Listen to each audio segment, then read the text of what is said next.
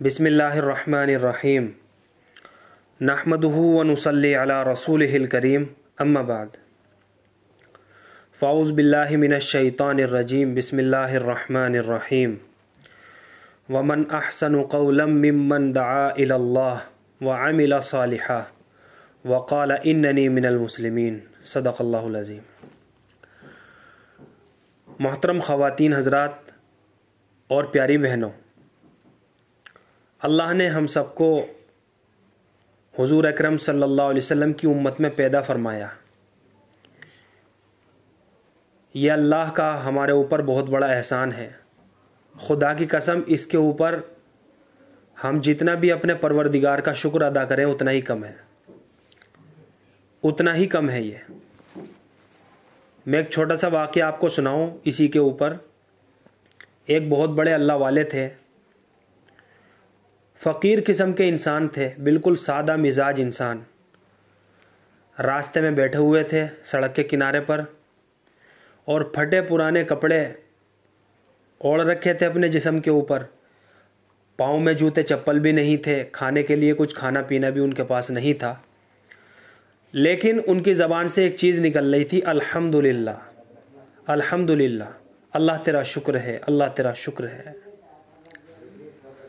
अब एक राहगीर गुज़रा, अब उसने जब देखा कि ये बाबा जो है कि जिनके जिस्म के ऊपर कोई कपड़ा नहीं है, पीने के लिए पानी नहीं है, खाने के लिए कुछ खाना नहीं है, पाँव में पहनने के लिए जूते चप्पल नहीं है, और इस हालत में भी अल्लाह का शुक्र अदा कर रहा है कि कैसा अजीब और पागल किस्म का इंसान है ये। तो उस मुसाफिर ने रुक कर कहा, अरे बाबा, अपने खाने पीने के लिए अल्लाह से खाना मांगो, पहनने के लिए कपड़े मांगो और पहनने के लिए जूते चप्पल मांगो। तुम्हारे पास कुछ भी नहीं है और इस हालत में भी अल्लाह का शुक्र अदा कर रहे हो, कि कैसे पागल और बेवकूफ़ इंसान हो आप। तो उन बुजुर्ग ने जो है हंसते हुए ये कहा कि मैं अपने परवरदिगार का कैसे शुक्र अदा ना करूं। क्या ये कम बात है कि मेरे परवरदिगार ने मुझे मेरे नबी सल्लल्लाहु अलैहि वसल्लम की उम्मत में पैदा फरमा दिया? क्या मैं इस पर अल्लाह का शुक्र अदा ना करूं? क्या मेरे लिए ये बहुत छोटी सी और मामूली सी बात है कि मेरा ऊपर मेरे परवरदिगार का बहुत बड़ा एहसान है कि उसने मुझे हुजूर अकरम सल्लल्लाहु अलैहि वसल्लम की उम्मत में पैदा फरमाया, और इस एहसान पर मैं अल्लाह का जितना भी शुक्र अदा करूं उतना ही कम है। तो ये छोटा सा किस्सा मैंने आपको इसके ऊपर सुनाया कि अल्लाह ने हम सब को उस नबी की उम्मत में पैदा फरमाया कि जिस नबी के सदक़े में पूरी दुनिया को बनाया, हमें आपको बनाया, चांद सूरज ज़मीन आसमान को बनाया और क़यामत तक आने वाली इंसानियत को बनाया। और अगर आपको बनाना ही मकसद ना होता तो फिर अल्लाह इस दुनिया को ही ना बनाते, आदम को इस दुनिया में ना भेजते। तो ये कितनी हम मामूली सी बात समझते हैं, ये बहुत बड़ी बात है।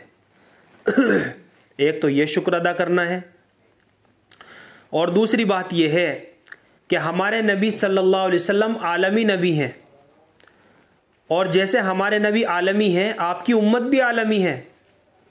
यानी हमारे नबी के बाद कोई नबी नहीं और इस उम्मत के बाद कोई उम्मत नहीं दूसरी। यह बिल्कुल पक्की और तयशुदा बात है। एक बात यह है कि जितने भी नबी और रसूल कमोबेश 1,24,000 अंबिया अलैहिमुस्सलातु वस्सलाम इस दुनिया में तशरीफ़ लाए हैं, तो कोई ना कोई नबी और रसूल किसी ना किसी मुल्क के लिए, शहर के लिए, गांव के देहात के लिए, एक बस्ती के लिए पैदा किया गया, भेजा गया, ताकि वो अपनी कौम में रहकर, अपने शहर और मुल्क में रहकर, गांव देहात में रहकर अपनी कौम के ऊपर मेहनत कर सके। हर नबी का दायरा एक मखसूस होता था कि आपको इस दायरे के बीच में रहकर मेहनत करनी। लेकिन जब हमारे नबी की बारी आई, जब हमारे नबी का नंबर आया, तो कुरान ने ऐलान किया, इन्नी रसूलुल्लाहि इलैकुम जमीआ, कि हमने आपको एक ही वक्त में पूरी कायनात की तरफ नबी और रसूल बनाकर भेजा। तो गोया आपकी मेहनत का मैदान सिर्फ एक मुल्क, एक शहर, एक कस्बा, एक गांव देहात नहीं है, बल्कि आपकी मेहनत का मैदान पूरी उम्मत को बनाया गया, पूरी इंसानियत को बनाया गया और पूरी दुनिया को बनाया गया। हमारे नबी आलमी नबी हैं। जैसे हमारे नबी आलमी है, ऐसे ही आप सल्लल्लाहु अलैहि वसल्लम की उम्मत भी आलमी है। इस उम्मत के बाद कोई दूसरी उम्मत भी नहीं है। और ये भी अल्लाह का कितना बड़ा करम और फजल है कि ये उम्मत सबसे बाद में आई है, सबसे लास्ट में आई है, और इंशाअल्लाह सबसे पहले जन्नत में जाएगी ये उम्मत। तो इसलिए हम जो है उस नबी के नाम लेवा हैं। अब सोचने वाली बात यह है कि हम इतने बड़े नबी की उम्मत में पैदा हो गए, उस नबी को राजी करने के लिए हम कौन से आमाल कर रहे हैं, हम कौन से ऐसे आमाल कर रहे हैं अपने नबी को राजी करने के लिए, या हम नाराज कर रहे हैं। हम खुद सोचें, अपने अमल को सामने रखकर, अपने किरदार को, अपने अखलाक को, मामलात को, माशरत को सामने रखकर हम सोचें कि इन सारी बातों से क्या हमारा नबी हमसे राज़ी हो रहा है या हमारा नबी हमसे नाराज़ हो रहा है। जो काम हम कर रहे हैं, 5 वक्त की नमाज हम छोड़ रहे हैं, क्या इन बातों से हमारा रब हमसे राज़ी हो रहा है या नाराज़ हो रहा है, ये सोचें हम। और खुदाई कसम, अगर हमारा परवरदिगार हमसे नाराज़ हो गया तो फिर अल्लाह जब नाराज़ होता है तो नाराज़ होकर फिर हमारे हालात बिगाड़ देगा, और फिर दुनिया की कोई ताकत नहीं है कि जो हमारे हालात को सुधार दे। ये बिल्कुल पक्की और बिल्कुल तयशुदा बात है कि अगर हमारा परवरदिगार हमसे नाराज़ हो गया तो फिर दुनिया का कोई मंत्री संतरी, कोई प्रधानमंत्री, चाहे कोई भी हो, कोई हमारे हालात दुरुस्त नहीं कर सकता। सिर्फ एक ही ज़ात है और वो है परवरदिगार। अगर हमने उसे राज़ी कर लिया तो फिर अल्लाह हमारा खुश होकर हमसे हमारे हालात बना देगा, हमारी दुनिया भी बना देगा और आखिरत भी बना देगा। ये बिल्कुल पक्की और तयशुदा बात है। तो अब हम अल्लाह को राज़ी करने वाले आमाल में लगे, ये हमारी अक्लमंदी है। इसलिए अल्लाह के नबी सल्लल्लाहु अलैहि वसल्लम ने हदीसों के अंदर फरमाया, अल-क़य्यिसु मन दाना नफ्सुहु व अमिल लिमा बादल मौत,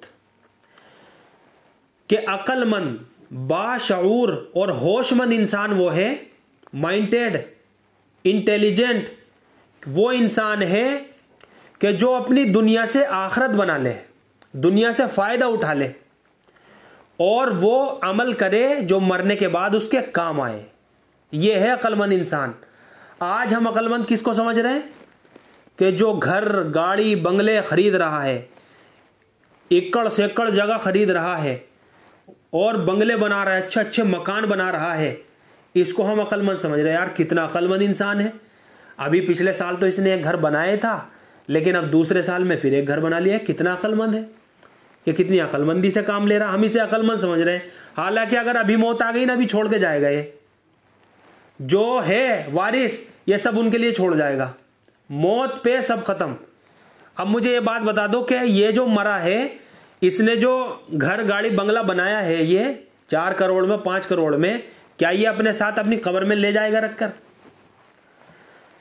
आलमगीर बादशाह जब मौत का वक्त आया तो अपने मुरीद से कहा, जो उसके नौकर चाकर थे, मरने का टाइम बिल्कुल करीब था, और उसने ये कहा अपने मुरीद को पास बुलाकर कि भाई ऐसा है, देखो जब मैं मर जाऊं, मेरी रूह मेरे तन से जुदा हो जाए, मुझे गुस्ल देकर मेरा जनाजा तैयार करना, और जब मेरा जनाजा कब्रिस्तान की तरफ लेकर जाओ तो मेरा एक हाथ कफन से बाहर निकाल देना। क्या हजरत, ऐसा करने की क्या जरूरत है? कि नहीं, मैं मरने के बाद कब्रिस्तान जाते हुए दुनिया वालों को एक पैगाम देना चाहता हूं कि देखो मैं इतना बड़ा अपने मुल्क का बादशाह आलमगीर हूं, मैं तुम्हें यह पैगाम देना चाहता हूं कि देखो मैं खाली हाथ आया था और खाली हाथ जा रहा हूं। यह कहा उसने अपनी मौत के वक्त में। यह कितनी बड़ी इबरत की बात है हमारे लिए। और हकीकत भी बात यही है, हम अपनी कब्र में क्या ले जाएंगे? गाड़ी ले जाएंगे, घर ले जाएंगे, बंगला ले जाएंगे, और जो प्रॉपर्टीज हम जमा कर रहे हैं क्या हम ले जाएंगे? ईमानदारी की बात है, अगर आज मौत आ गई ना, सब दूसरों का हो जाएगा। ये दुनिया की सारी मोहब्बतें यही जवाब दे जाएंगी।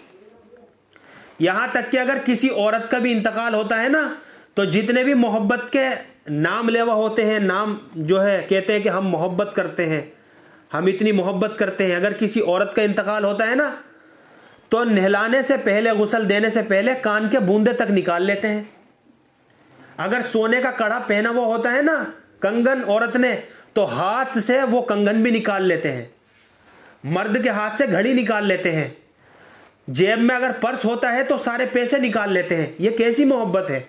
ये तो दुनिया के अंदर ही जवाब दे गई। ये कैसी मोहब्बतें हैं? जो कान के अंदर से भी झुमके निकाल लिए, नाक के अंदर से लौंग निकाल ली कि अगर इसे कब्र के अंदर रखना है तो फिर इसे खाली रखो, सोने की लौंग इसके साथ न जानी चाहिए, कानों के अंदर इसके झुमके न जाने चाहिए, और भी जितनी भी कीमती चीजें हैं, सोने की चेन वगैरह है, सब निकाल लेते हैं। ये तो दुनिया की मोहब्बतें दुनिया ही में जवाब दे जाती हैं। हाँ, कोई किसी के काम नहीं आएगा। यौमा यफिर्रुल मरउ मिन अखी व उम्मिही व अबी व साहिबतिही व बनी लिकुल्लि इम्रिइम मिनहुम यौमइज़िन शानुन युगनी। बाप बेटे से भागेगा, बेटा बाप से भागेगा, माँ बेटी से भागेगी, बेटी माँ से भागेगी, एक एक नेकी को सब तरसेंगे। अगर बेटे के पास एक नेकी है और बाप के पास नहीं है तो बाप अपने बेटे से नेकी लेने के लिए भागेगा, तरसेगा। ये होगा हाल।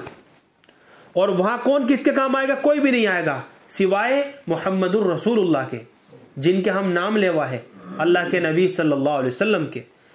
जब सारे इंसान और सारे नबी और रसूल का ये आलम होगा हश्र के मैदान में कि सब ये कहेंगे या रब्बी नफसी नफसी, या रब्बी नफसी नफसी, या अल्लाह मैं तो तुझसे अपनी जान का सवाल करता हूं, मैं किसी की जान का सवाल नहीं करता।